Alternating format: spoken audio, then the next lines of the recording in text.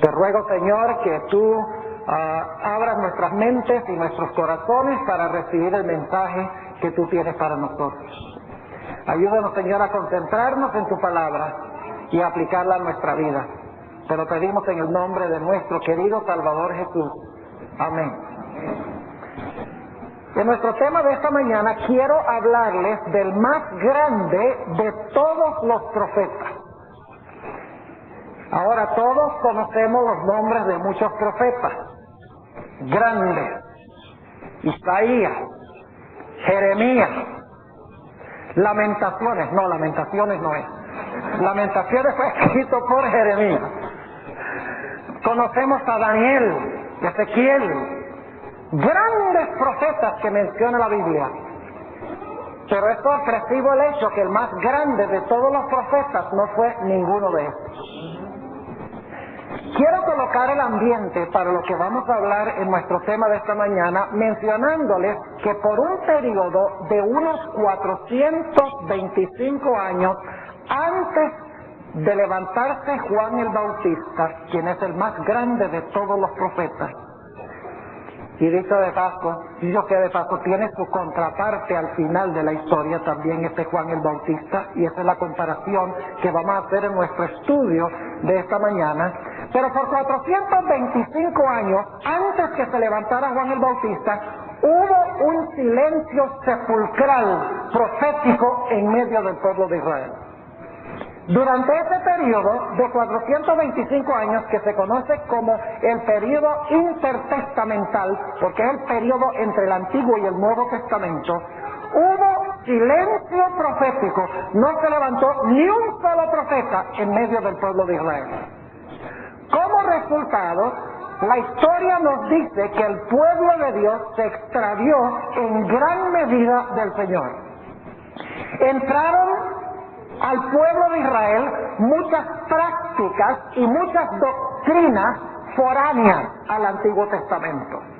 Muchas cosas que entraron por tradición que no se encontraba en la palabra de Dios.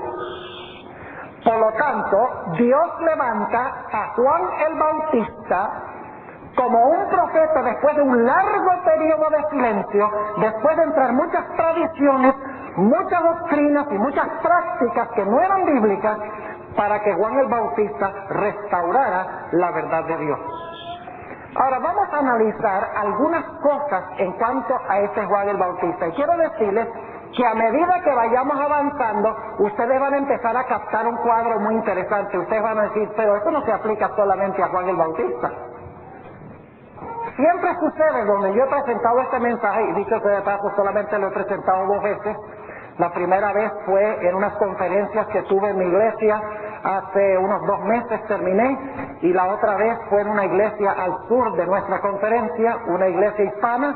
Esta es la tercera vez que presento este mensaje, pero las primeras 2 veces, inmediatamente, a medida que estoy analizando el material, ya veo a la gente hacer así.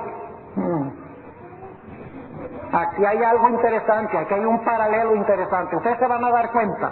Ahora, lo primero que quiero que notemos, y vamos a usar mucho la Biblia en nuestro estudio de esta mañana, es que según la Biblia, Juan nunca hizo un milagro.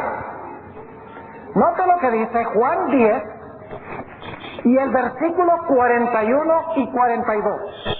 Juan, el capítulo 10 y el versículo 41 y 42. Este Juan el Bautista no hizo ningún milagro, ninguna señal. Dice allí, y muchos venían a él y decían, Juan, a la verdad, ninguna señal hizo, mas todo lo que Juan dijo de ¿de quién? De Jesús era verdad. ¿Qué es lo que hizo que Juan fuera un verdadero profeta? ¿Sus señales o su mensaje? Su mensaje, dice, no hizo señal, pero todo lo que dijo en cuanto a era ¿qué? Verdad.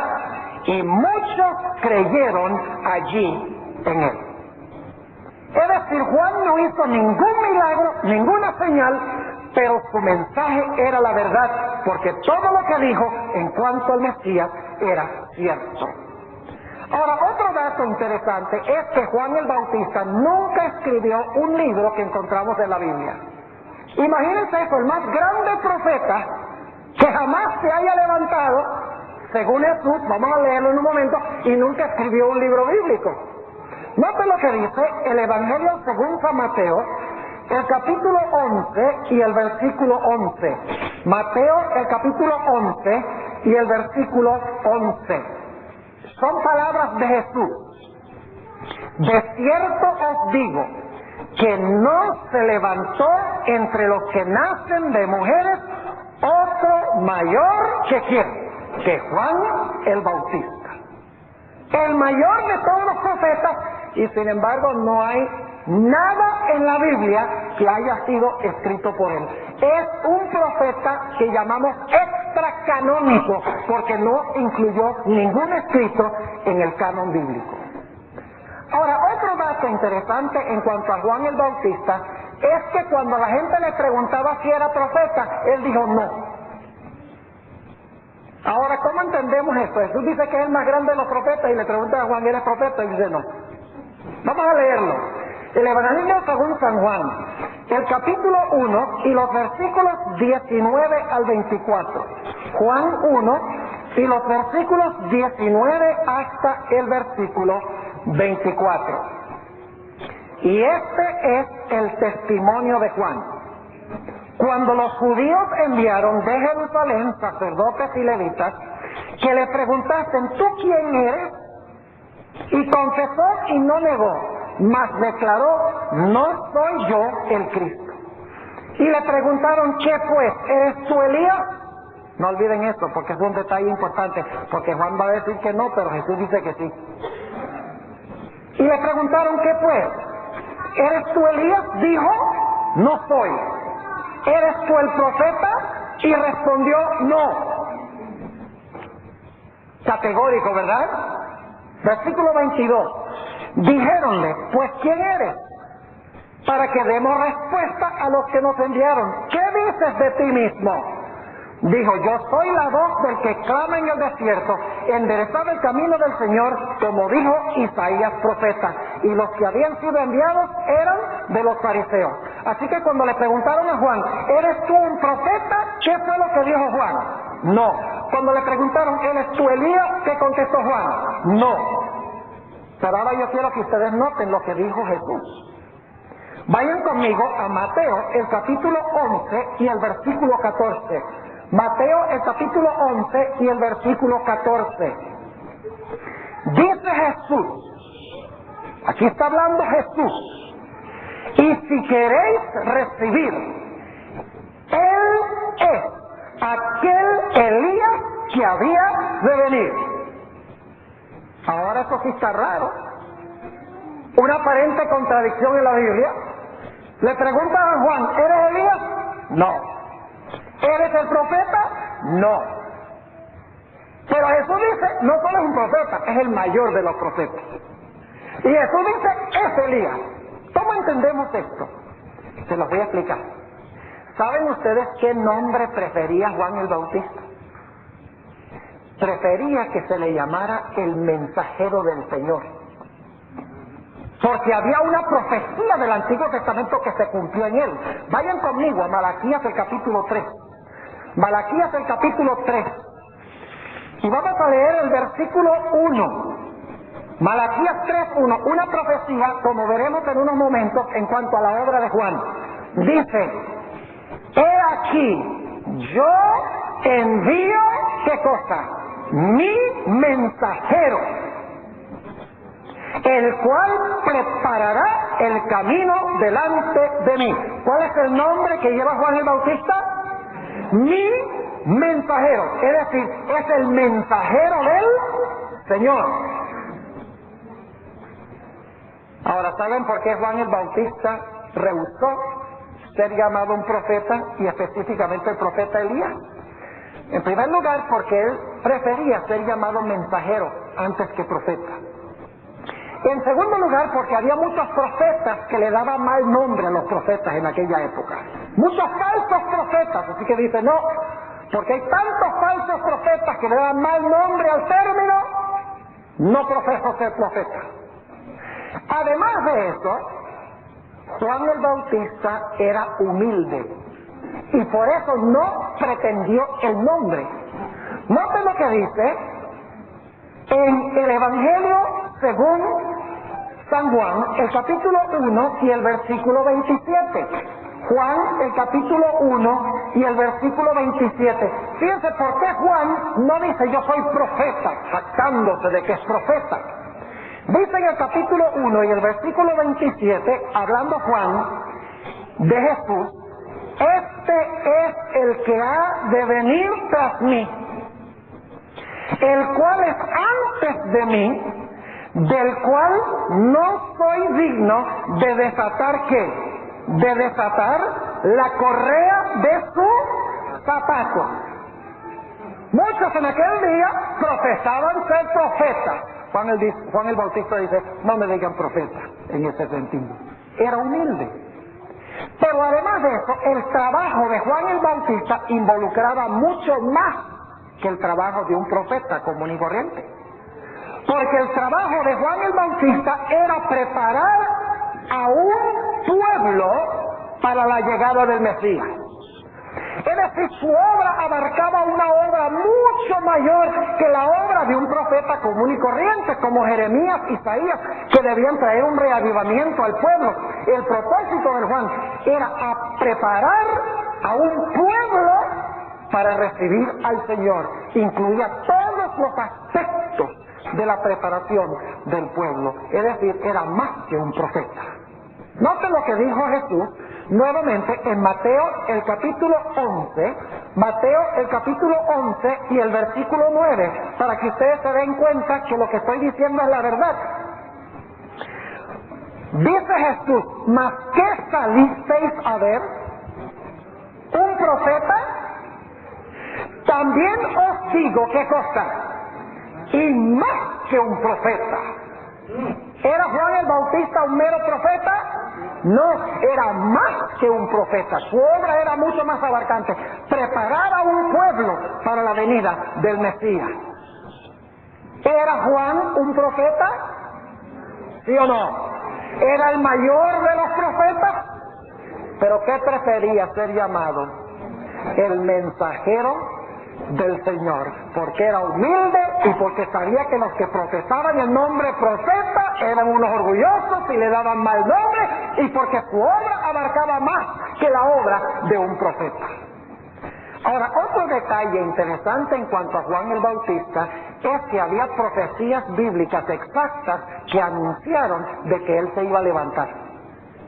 Su obra era autenticada por profecías bíblicas. Noten lo que dice Mateo 3, para que ustedes vean. Juan no se levantó de repente y la gente dice, ay, ¿este de dónde salió? No, cuando Juan se levantó, lo estaban esperando porque él citó pasajes del Antiguo Testamento demostrando que esos pasajes profetizaron que él se iba a levantar.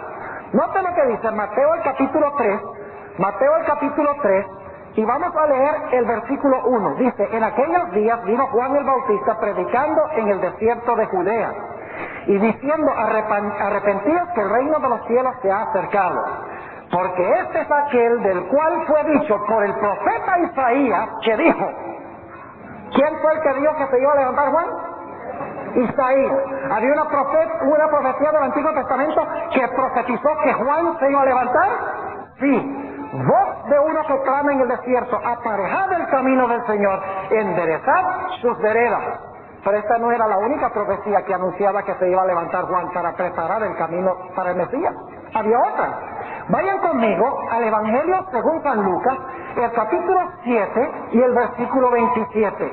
Lucas, el capítulo 7 y el versículo 27. Dicho sea de paso, esa profecía, la primera que notamos, de Isaías es Isaías 40 y el versículo 1 al 3. Ahora noten Lucas 7 y el versículo 27. Lucas 7, 27, y aquí está hablando Jesús, y vamos a leer el versículo 26 para el contexto. Este es, versículo 27, por ahorrar el tiempo, este es de quien está escrito. Juan el Bautista se levantó en armonía con una profecía bíblica? ¿Sí o no? ¿Estaba profetizado? Sí. Este es de quien está escrito: he aquí, envío mi mensajero delante de tu faz. ¿De dónde viene esta profecía? La leímos hace algunos momentos, de Malaquías 3 y el versículo 1. El cual aparejará tu camino, ¿qué? Delante de ti. Y noten el versículo 28, porque os digo que entre los nacidos de mujeres no hay mayor profeta que ¿quién? Que Juan el Bautista. Ahora fíjense qué interesante esto, dos profecías del Antiguo Testamento que anunciaron de que antes que viniera el Mesías iba a venir alguien. ¿Para qué? Para preparar el camino. Ahora escuchen algo muy interesante. ¿Saben ustedes que esa profecía de Malaquías 3, si van conmigo un momento allá, de nuevo, Malaquías el capítulo 3, es una profecía muy interesante? Porque dice que después de preparar el camino para el Mesías venidero, el Mesías iba a venir a purificar su templo. Noten lo que dice Malaquías 3 y el versículo 1. Es decir, él está anunciando que el precursor viene a preparar a Israel porque viene el Mesías a purificar el templo. Noten nuevamente el versículo 1. He aquí yo envío mi mensajero, el cual preparará el camino delante de mí. Y noten esto. Y ¿luego qué? ¿Luego de qué? Luego de la preparación, vendrá a su templo ¿quién? El Señor, a quien vosotros buscáis, y el ángel del pacto, a quien deseáis vosotros. He aquí viene, ha dicho Jehová de los ejércitos. Y luego entonces ustedes notan en los siguientes versículos que dice, noten el versículo 3, dice: y sentarse para afinar y limpiar la plata, porque limpiará los hijos de Leví, los afinará como a oro y como a plata, y ofrecerán a Jehová ofrenda con justicia. Viene a purificar su ¿qué? Su templo. Es decir, Juan el Bautista se levanta para preparar a un pueblo para el tiempo cuando se vaya a purificar el templo. Ahora yo pregunto, ¿el Señor Jesucristo purificó el templo? ¿Cuántas veces? 2 veces. Al principio de su ministerio y ¿cuándo? Al final de su ministerio. No olviden eso. Una de las profecías que habla de la venida de Juan es para que Juan prepare al pueblo para la purificación del templo o para la purificación del santuario. Ahora, otro dato muy interesante en cuanto a Juan el Bautista es que a Juan el Bautista no lo quería casi nadie.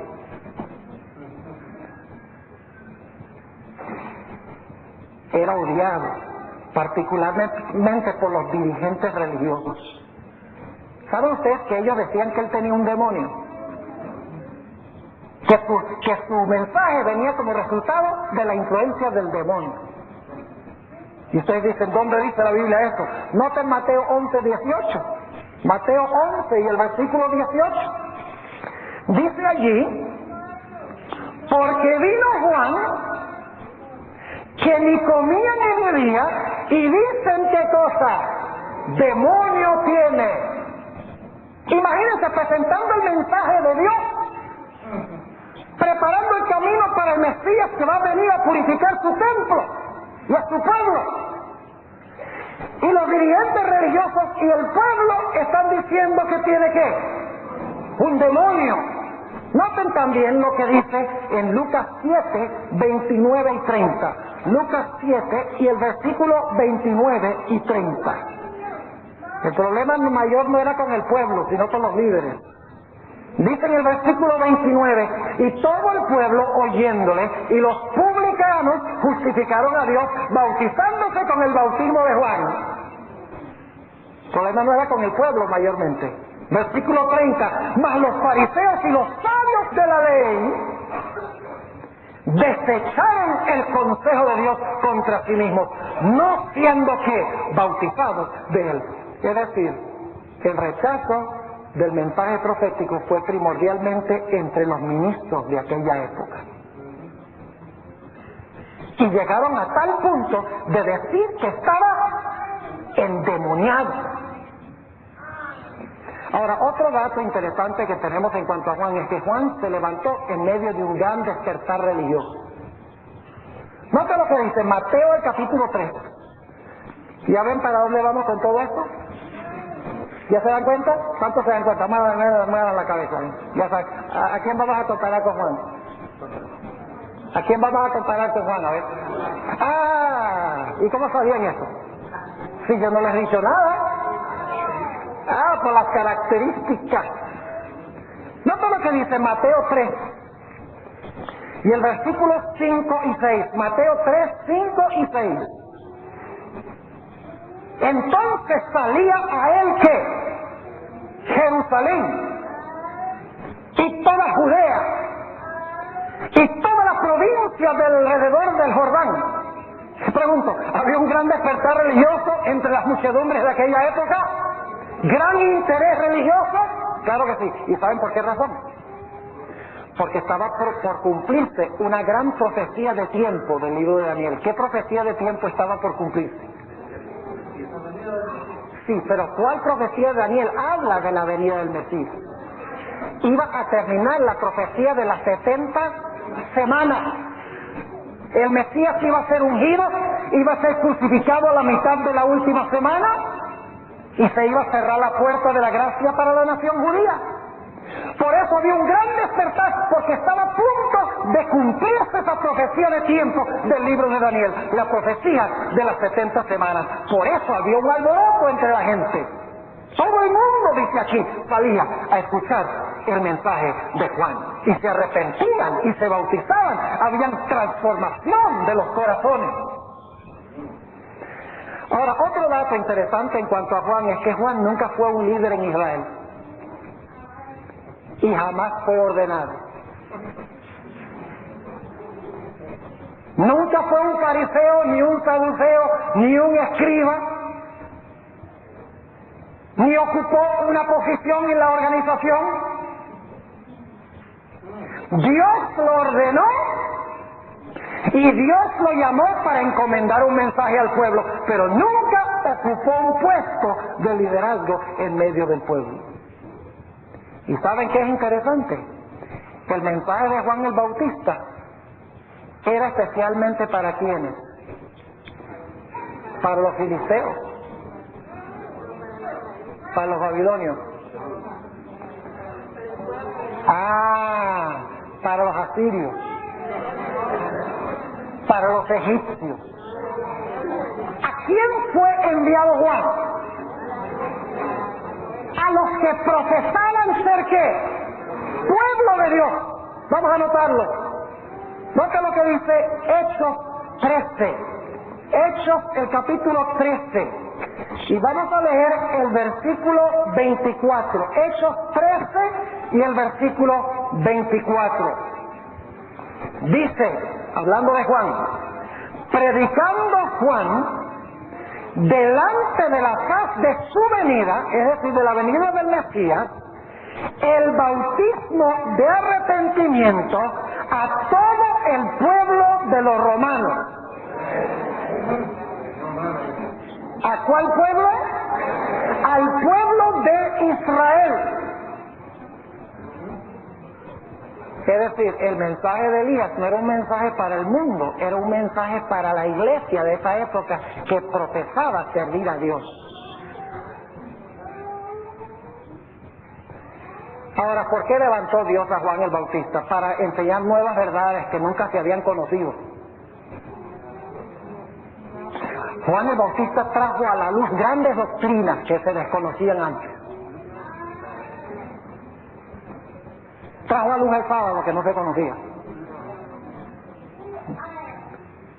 Trajo a la luz la reforma pro salud que no se conocía. Yo pregunto, ¿Juan el Bautista presentó algún mensaje nuevo? ¿Trajo alguna doctrina nueva? ¿Alguna enseñanza nueva? ¿De dónde adquirió Juan el Bautista su mensaje? De lo que había sido escrito antes.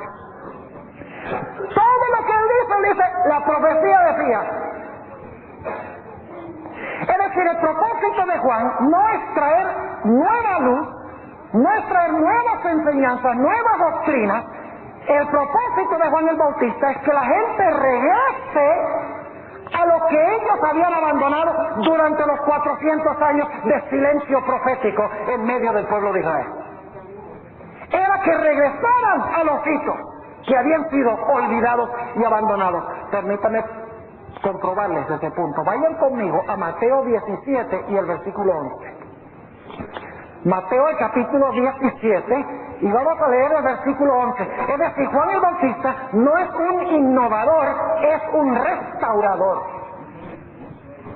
Es llamado para restaurar la verdad, no para traer nueva verdad. Es para mostrar a la gente el Antiguo Testamento y lo que realmente el Antiguo Testamento enseña en cuanto al Mesías. Noten lo que dice Mateo el capítulo 17 y el versículo 11. Y respondiendo Jesús les dijo: a la verdad, Elías vendrá primero que quién, primero que el Mesías. ¿Y qué va a hacer cuando venga? Y creará nuevas verdades. No, dice restituirá todas las cosas. ¿Qué significa restituir? Restaurar. ¿Qué es restaurar? Si la casa suya, un terremoto, resquebraja las paredes y el techo, después del terremoto, ¿qué hacen? Llaman a unos constructores para restaurarla. No para hacer una nueva casa, sino para arreglar la casa vieja. Es decir, este profeta no es llamado para traer nueva luz, es para restaurar ¿qué cosa? La luz que había sido dada y que había sido olvidada y pisoteada y abandonada. Es más, noten lo que dice en Lucas 1, para que ustedes vean que Juan el Bautista es el gran restaurador. Dicho sea de paso, en el Antiguo Testamento, Elías también es el gran restaurador. ¿Recuerdan ustedes que lo primero que hizo Elías cuando llegó al monte del Carmelo fue tomar las piedras del altar de Dios que había sido derribado y puso las piedras una encima de la otra?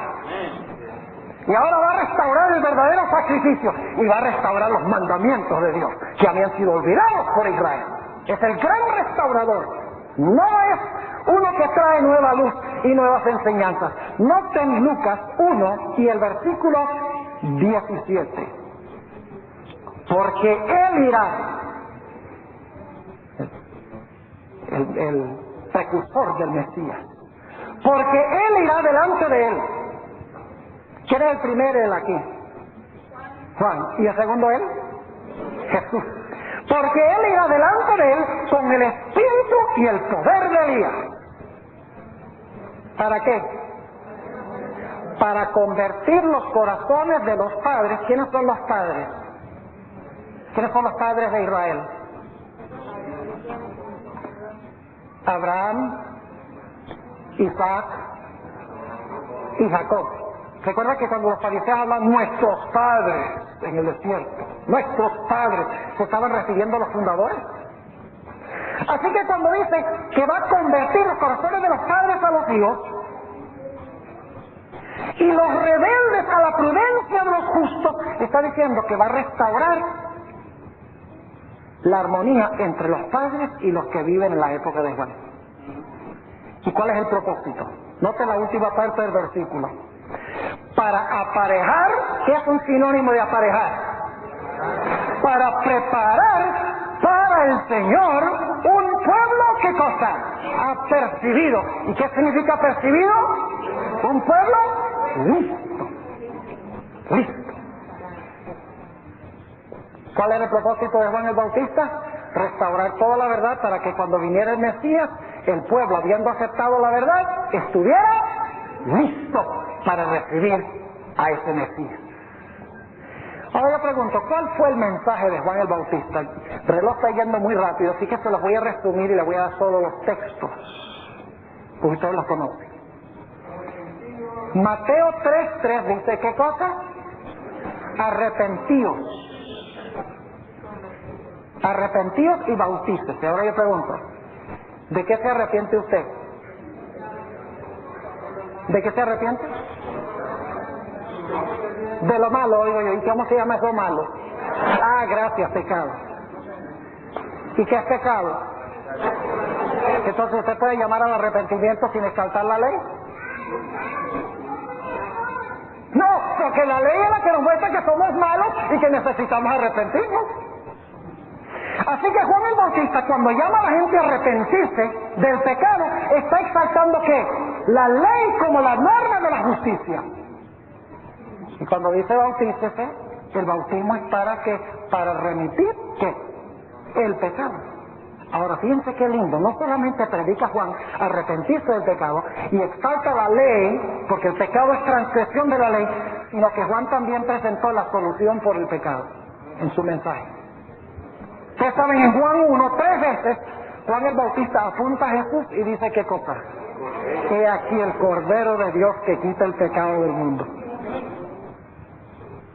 Restaura la ley, como no, porque la ley muestra el pecado, pero también muestra ¿a qué? La solución del pecado, al Mesías, el Cordero de Dios que quita el pecado del mundo. Exalta la ley y la gracia. Pero ¿saben qué más hace? Reprende a los líderes.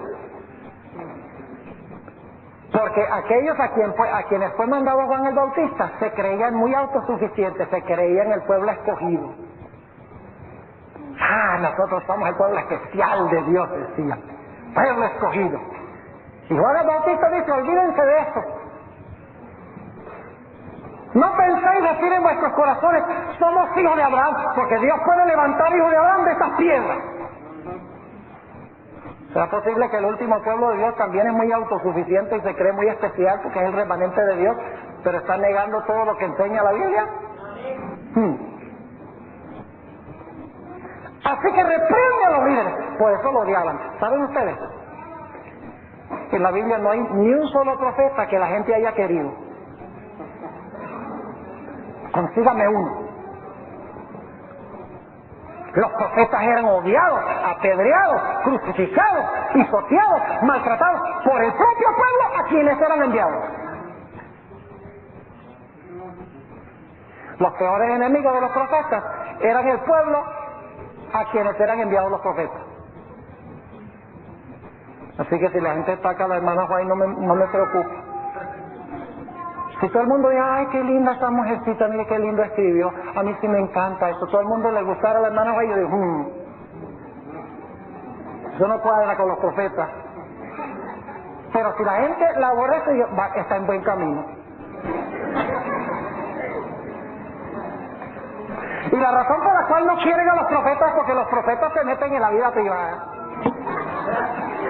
Le dicen a uno lo que es. Al pan y al jugo de uva, jugo de uva.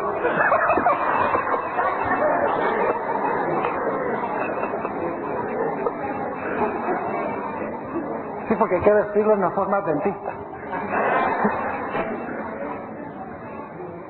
Por eso no quieren a los profetas.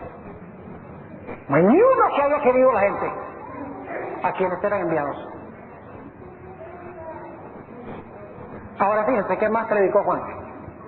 Primero, arrepentimiento del pecado, pecado es transgresión de la ley. Segundo,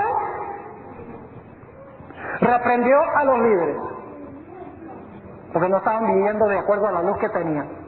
Tercero, presenta al Cordero de Dios como la solución por el pecado. Cuarto, llama a la gente a producir fruto. No solo llama a recibir el perdón porque usted se arrepintió, sino que llama a cambiar la vida, el fruto. El apóstol Pablo dice que el fruto es la santificación. Jesús dijo, esta es la voluntad de mi Padre, que produzcáis mucho fruto. El fruto del Espíritu es decir, Juan dice, mire, arrepiéntanse, sí, bautícense para remisión de todos los pecados, sí. Dice, pero luego produzcan ¿qué? Fruto. Una vida santificada, una vida diferente. Por eso dice, produzcan pues frutos que fluyen del arrepentimiento. Es decir, este verdadero profeta está diciéndole al pueblo, reciban el perdón y también vivan una vida santa, porque viene el Mesías. Prepárense para recibirlo. ¿Saben qué más predicó Juan? El juicio. la hora de su juicio ha llegado. Y ustedes dicen, ¿dónde está eso? Vamos a Mateo 3 para que vean que no lo estoy inventando. Mateo capítulo 3, y vamos a leer el versículo 12, Mateo 3:12, y podemos dedicar mucho tiempo a cada aspecto de esto, solamente les estoy dando el esqueleto para que tengamos la idea y sigamos estudiando este asunto, este paralelo. Noten lo que dice Mateo 3 y el versículo 12, hablando del Mesías: su aventador en su mano está, y aventará fuera. ¿Saben lo que es un aventador? En los tiempos bíblicos se echaban el grano en el suelo, y entonces a veces ponían bueyes a pisotear el grano para que la cáscara se desprendiera del grano. No querían que el grano tuviera la cáscara, la hojarasca, cizaña. Entonces después que, ¿recuerdan que Sansón lo pusieron a hacer eso? Cuando le sacaron los ojos, con los bueyes a trillar el trigo. Pero después que los bueyes habían caminado y caminado, se había desprendido la cáscara, entonces había una gente con unos abanicos así bien grandes, y alguna gente agarraba el trigo y lo echaba para arriba, y los abanicos echaban la hojarasca, y entonces caía el trigo al suelo porque era más pesado. Eso es lo que significa su aventador.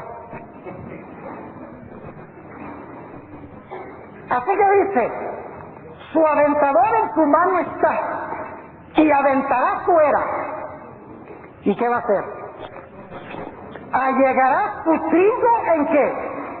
En el alfolí, y quemará la paja en fuego que... Ahí dice nunca se apagará, pero la palabra nunca no está en el original. Sencillamente dice en el fuego que no se apaga, no dice nunca se apagará, dice que no se apaga, es decir, no se apaga mientras se está quemando. Ahora pregunto, ¿Juan el Bautista proclamó un mensaje de separación, de juicio, separando los buenos de los malos, para que cuando viniera el Mesías hubiese un remanente que lo aceptara, sí o no? Claro que sí. Ahora, escuchen bien. Si ustedes hubieran mirado a Juan el Bautista, ustedes hubieran considerado que era bien raro. Tal vez era el fundador de un culto, de un culto, porque la vestimenta vestía raro, y comía raro, y vivía en un lugar raro, y predicaba raro. Me imagino a veces, no, son fanáticos. Y sin embargo era el mayor de los profetas. Y esto lo digo porque hoy en día mucha gente dice, no, la iglesia adventista es un culto. Pues viene esa profetisa que dice todas esas cosas raras. Hay que cambiar la forma que uno viste, la forma que uno come, la forma donde uno vive. Entonces, no. Oye, es fanatismo. Y hasta lo están diciendo ¿dónde? En la misma iglesia. Si usted hubiera mirado a Juan, lo hubiera encontrado bien raro comparado con toda la gente de esa época. Ahora les voy a decir algo muy solemne. Juan el Bautista, a pesar de ser el mayor de los profetas, cometió errores. Y en algunas cosas su conocimiento era parcial. Creció con el transcurso del tiempo en su conocimiento. Les doy un ejemplo. Cuando Jesús viene a Jordán, Juan dice, ¡he aquí el Cordero de Dios que quita el pecado del mundo! ¡Este es el Mesías! Más adelante, manda a unos discípulos que le pregunten, ¿eres tú el que estamos esperando o hay que esperar a otro?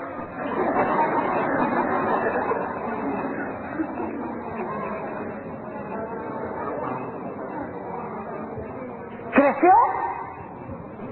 ¿Tuvo que corregir algunos de sus conceptos? Sí, señor. ¿Y saben algo?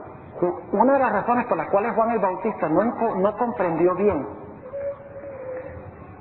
¿Ustedes recuerdan que acabo de leer de que su aventador en su mano está y la hojarasca la va a tomar y la va a echar ¿dónde? En el fuego. ¿Saben que Juan el Bautista no entendió bien la diferencia entre la primera y la segunda venida? Él creía que iba a haber una sola venida del Mesías. Y por eso cuando Jesús habla de amor y de misericordia y hace milagros, dice, bueno, ¿y qué clase de Mesías es este? Su aventador en su mano está. Iba a separar el trigo de la cizaña. No comprendía bien. Era humano, era imperfecto. Y creció en su conocimiento. No olviden eso, porque es un dato muy importante. Último punto que quiero hablar en cuanto a Juan el Bautista, para luego hacer la comparación. Y la comparación la vamos a hacer rapidito, porque el tiempo ya se fue. Quiero hablarles un momento de la luz mayor y la luz menor. Saben que hasta hace 2 meses yo creía que esa terminología que usa la hermana White, de que Dios ha llamado una luz menor, que es el Espíritu que decía, para llevar a los hombres y las mujeres a la luz mayor. Yo pensaba que esa analogía, comparando el Espíritu que decía y la Biblia, bajo el término de luz menor y luz mayor, estaba usando la hermana White la comparación entre el sol y la luna. Porque el sol es la luz mayor y la luna es la luz menor. Y yo pensaba, bueno, la Biblia es como el sol y la luna es como los escritos del Espíritu que decía. Pero luego al estudiar descubrí que esa no es la fuente de la cual adquiere la hermana White la terminología luz menor y luz mayor. La adquiere es en la comparación entre Juan el Bautista y Jesús. Vayan conmigo rápidamente al Evangelio según San Juan, el capítulo 1. ¿Están cansados? ¿Tienen hambre? ¿Espiritual? Fíjense, Juan 1, versículos 7 y 8. Juan 1, 7 y 8. Este vino por testimonio, para que diese testimonio de la luz, para que todos creyesen por él. Y ahora escuchen esto. No era él la luz. ¿Quién no era la luz? Juan. No era él la luz, sino para que diese testimonio de la luz. ¿Por qué levantó Dios a Juan el Bautista? Para dar testimonio de la ¿qué? De la luz. Ahora viene mi pregunta. ¿Para qué necesitaba Dios levantar una lucecita si iba a venir la lucesota?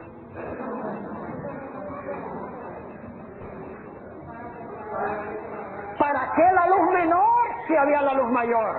Antes de contestar esta pregunta, quiero mostrarles algo muy interesante. Aquí dice que Dios levantó a Juan para dar testimonio de la luz y que Juan no era la luz.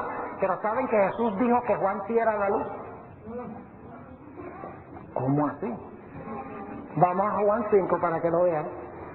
Juan 5, 35 y 36. Juan 5, 35 y 36. Aquí Jesús está hablando de Juan. Él era una...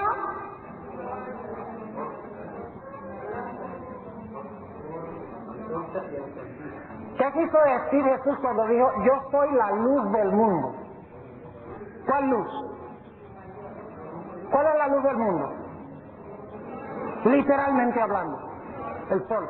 Así que cuando Jesús dijo, yo soy la luz del mundo, ¿qué le está diciendo? Yo soy como el ¿qué? El sol. ¿Pero qué es Juan? Una antorcha. ¿Qué tiene más luz, el sol o una antorcha?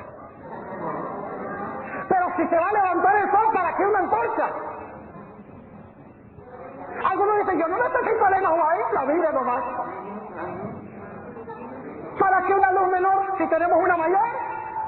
Sencillamente porque no obedecen la mayor, por lo tanto Dios levantó una menor para ver si de pronto se despiertan y obedecen la mayor.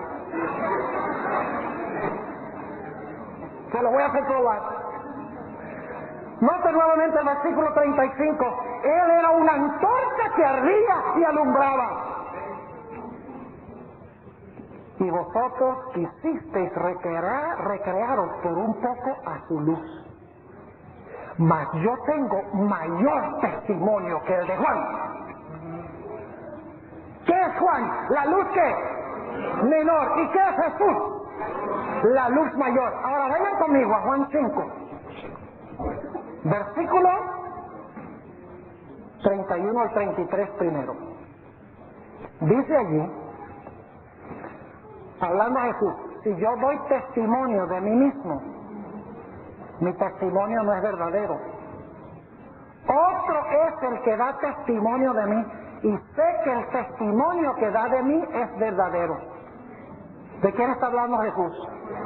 De Juan, versículo 33. Vosotros enviasteis a Juan y él dio testimonio a la verdad. ¿Qué tenía Juan? ¿El testimonio de qué? De Jesucristo. Y todo el mundo amaba a Juan. ¿Sabe lo que es interesante? Escuchen bien. Lo interesante es que los que profesaban creer la luz mayor terminaron rechazando la luz mayor porque rechazaron la luz menor. Vamos ahora al capítulo 5 y al versículo 39, donde concluye toda esta argumentación. Versículo 39. Escudriñad las escrituras. ¿Saben ustedes qué es la luz mayor? Las escrituras. Porque las escrituras dan testimonio de quién. Yo pregunto, ¿las escrituras del Antiguo Testamento eran mayores que Juan? ¿Sí o no? ¿Lo que había sido escrito era mayor que el testimonio verbal de Juan? Claro que sí. Noten el versículo 39. Escudriñad las escrituras, o tal vez mejor traducción, escudriñáis las escrituras. Ustedes escudriñan las escrituras. Porque a vosotros os parece que en ellas tenéis la vida eterna, y ellas son las que dan ¿qué? Testimonio de mí. Yo pregunto, ¿los judíos estudiaban las escrituras?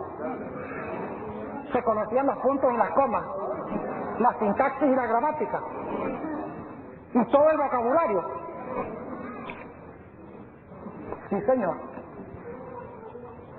Estudiaban las escrituras, pero perdieron el punto principal. No encontraron a Cristo ahí. Así que a pesar de que profesaban tener la luz mayor, no lo obedecían. Por lo tanto, Dios levanta a Juan y le dice, vamos a echarle una ayudadita. Y Juan proclama, aquí está Dios. Si no lo ven en las profecías, aquí está el Cordero de Dios que quita el pecado del mundo. Pero como rechazaron la luz mayor, rechazaron también la luz menor. ¿Me están entendiendo lo que yo estoy diciendo? Versículo 39.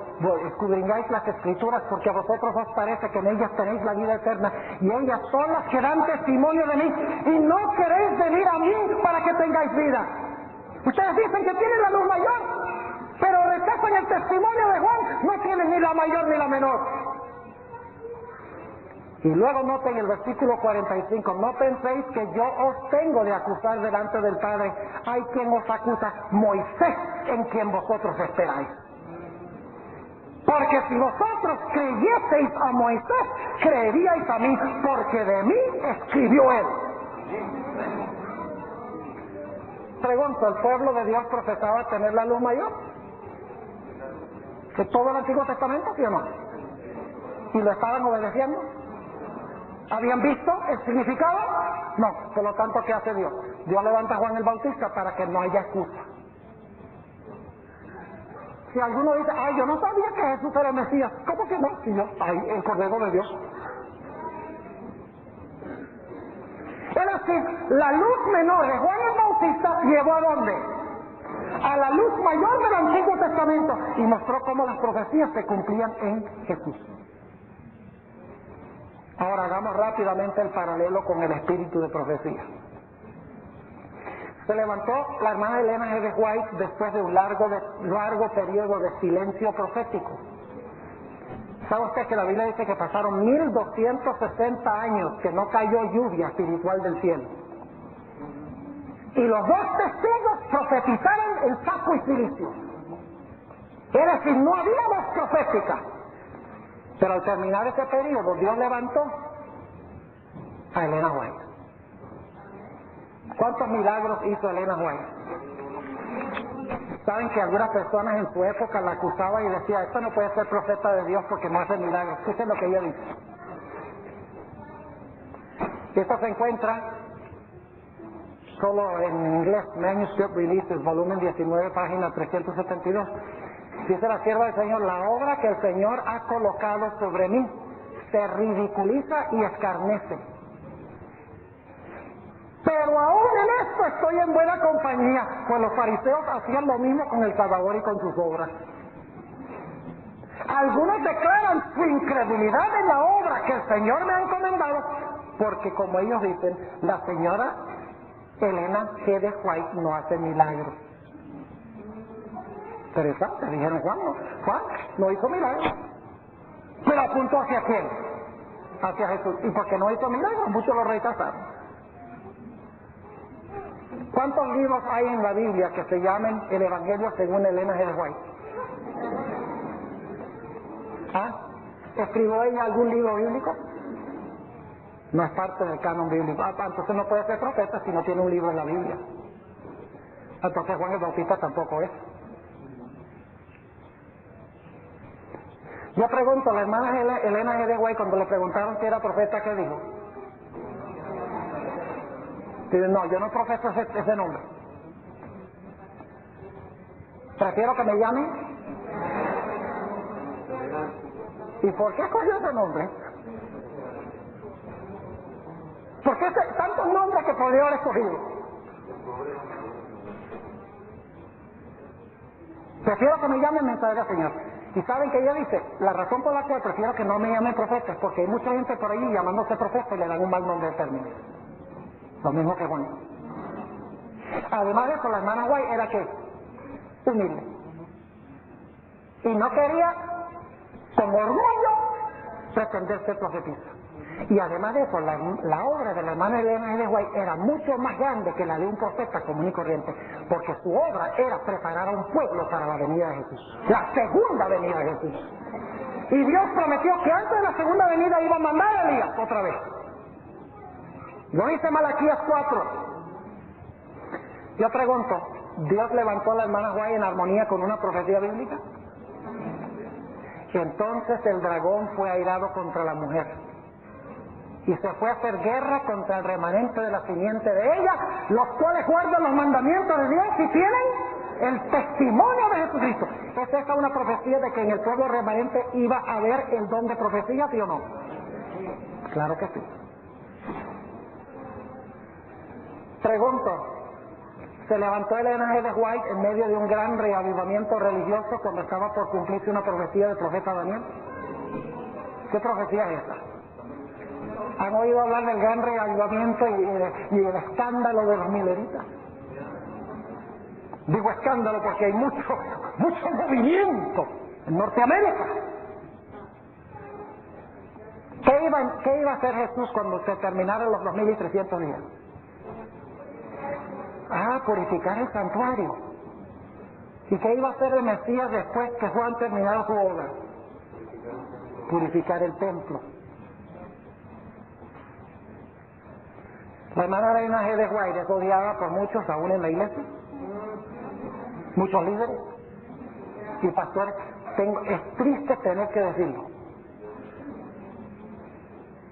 Pero aún en la dirección de la obra, hay personas que no quieren que se sepa de Elena G. White. En mi propia iglesia hubo, y puede ser que haya uno que otro. Me dijeron, no cite a la hermana Elena G. de White en sus sermones. Imagínense, en una iglesia adventista. Adventistas diciendo eso. De gracias a Dios la mayoría se han ido a otra iglesia. Pero se han venido muchos. Si la hermana White es tan odiada, es porque debe andar por buen camino. La hermana Elena de White nunca fue una líder de la iglesia adventista. Nunca fue ordenada por manos humanas. Nunca ocupó un puesto en la iglesia. Fue enviada como mensajera al pueblo remanente de Dios. No al mundo, sino al pueblo remanente de Dios. Su mensaje es para el pueblo de Dios. Su mensaje es el mismo mensaje de Juan. Llama al arrepentimiento. Exalta la ley de Dios. Apunta al Cordero de Dios que quita el pecado del mundo. Si no lo creen, lean el libro deseado de toda la gente. Amonesta a los líderes de la iglesia a un reavivamiento y una reforma. Llama al pueblo a producir el fruto de la santificación y proclama la hora de su juicio ha llegado, con el propósito de preparar a un pueblo para la segunda venida. La hermana Elena de White fue humana. Algunos le dicen la papisa de papel, despectivamente. Porque a veces tratamos de forzar a la hermana White, y no nos damos cuenta que la hermana White creció en su conocimiento, en sus escritos, creció en su conocimiento. Por ejemplo, algunos toman el asunto de la puerta cerrada. Oh, la hermana White dijo que en 1844 se cerró la puerta de la gracia para el mundo. Y lo escribió. ¿Cómo no? Lo escribió. Pero luego más adelante ella dice, escribí demasiado rápido.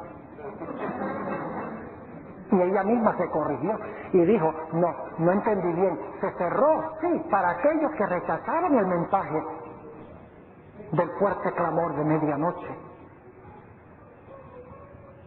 pero no para aquellos que no conocieron.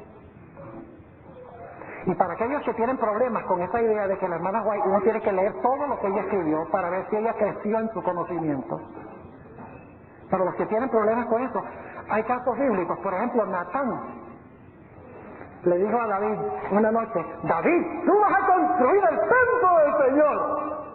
Ay, David se siente también. La próxima mañana va Natán y dice, anoche el Señor me dio un sueño, tú no vas a construir ningún templo.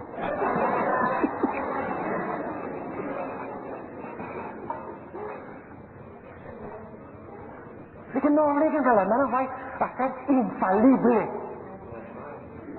Es más, la misma Biblia, los autores crecen en su conocimiento. Pero porque hay cosas que están propensas a ser dudadas, no significa que vamos a dudar de todo. Hay siempre lugar para dudar, pero también hay siempre lugar para tener fe. Finalmente, ¿saben ustedes por qué Dios levantó a Elena G. White? ¿Cuántas nuevas doctrinas trajo Elena White? Usted puede comprobar el sábado de la Biblia sin usar el Espíritu de Profecía. ¿Puede comprobar el sábado? ¿Puede usted comprobar que uno debe tener cuidado con el cuerpo, que no debe comer carne de puerco? Ok. ¿Puede usted comprobar en la Biblia que los muertos no saben nada? ¿Puede usted comprobar en la Biblia que en 1844 comenzó el juicio? ¿Sí? ¿Cuántas nuevas doctrinas, cuánta nueva luz trajo Elena White? Ninguna. Entonces, ¿para qué la levantó Dios si tenemos la Biblia? Cristianos hoy dicen, tenemos la Biblia, no necesitamos ningún profeta. El problema es que no están obedeciendo la Biblia, igual que los judíos. Así que Dios dice, les voy a dar una ayudadita. Y Dios levanta a la hermana White para despertar el interés de la gente en el estudio de la Biblia. Es la luz menor que lleva a la luz mayor. Y si a usted no le gusta la idea de tener un profeta que es una luz menor, porque usted dice yo tengo la luz mayor, entonces usted tampoco puede entender por qué Dios levantó a Juan el Bautista, una luz menor, para alumbrarla hacia la luz mayor. Termino con esta cita. Este es el mensaje selectos, tomo 3, página 30 en inglés. No pude conseguir la página equivalente en español. Dice la sierva del Señor, se hace poco caso a la Biblia. Y el Señor ha dado una luz menor para guiar a los hombres y a las mujeres a la luz mayor. ¿Poco caso se hace a qué? A la Biblia. Y por eso Dios levanta el espíritu de profecía para nuevamente despertar en nosotros el deseo de estudiar la Sagrada Escritura como debe ser. ¡Qué maravilloso don Dios ha dado en esta iglesia, hermanos y hermanas! ¿Cómo sería de diferente esta iglesia si nosotros obedeciéramos los consejos inspirados? Como día y noche estaríamos creciendo explosivamente. Pero donde no hay visión, el pueblo se disipa. Es tiempo de que saquemos los libros rojos y le quitemos el polvo. Y nos pongamos a leer y a comparar con la Biblia. Quitémosles el celofán. Termino con esto. Palabra. Este es el último comentario. Un hermano de una iglesia en Colombia, un día fui a visitarlo, le dije, pastor, venga, quiero mostrarle mi biblioteca. Y me lleva y muestra la biblioteca. Tengo todos los libros de la hermana Elena Eva y mire, ahí están toditos. Y ¿saben lo interesante? Es que toditos estaban cubiertos con papel celofán. Entonces yo le digo, pero hermano, ¿cuántos de esos ha leído? Dice, no, pastor, ninguno. Le dije, ¿cómo que ninguno, hermano? ¿Por qué no? Quítale el celofán, léalo. Dice, quitarle el celofán, pastor. Si les quita el celofán, se dañan. Ustedes no me creen esta historia, pero es la verdad. ¿De qué vale tener un montón de libros en un escaparate y no quitarles el celofán para leerlo? Tú puedes tener un plato de comida muy sabroso. Mire, como que no espera abajo ahorita. Arroz, carne vegetal, ensalada vegetal, postre, todo eso está en un plato lindo en la mesa. ¿De cuánto le sirve si no lo come? Puede tener este libro muy bonito, muy hermoso, allí precioso, pero si no se lo come, ¿de qué le sirve? Cuando comemos es que nos fortalecemos con aquello que comemos. De la misma manera, cuando comemos la palabra de Dios, el Espíritu de profecía, nos fortalecemos espiritualmente. Hagámoslo, mis hermanos y hermanas. Oremos. Padre Celestial, te damos gracias por este maravilloso don que has dado a tu iglesia, que muchas veces hemos rechazado y hemos ignorado. Te ruego, Señor, que tú nos ayudes a amar este don, a volver a la casa, a sacar los libros, a leerlos y a implementarlos en la práctica de nuestras vidas. Gracias te damos, Señor, por cumplir tu promesa. Y gracias te damos por este maravilloso don. En el nombre de Cristo, nuestro Salvador. Amén.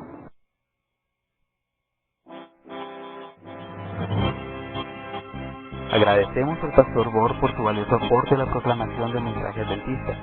Visite su página en internet www.profaz.org. La grabación de este tema en formato digital es un servicio del Ministerio Evangelio Eterno. Para obtener gratuitamente estudios selectos de la Biblia y de los escritos del linaje de Juan, o para solicitar nuestras publicaciones impresas, diríjase a www.hogarysalud.com y www.evangelioeterno.com.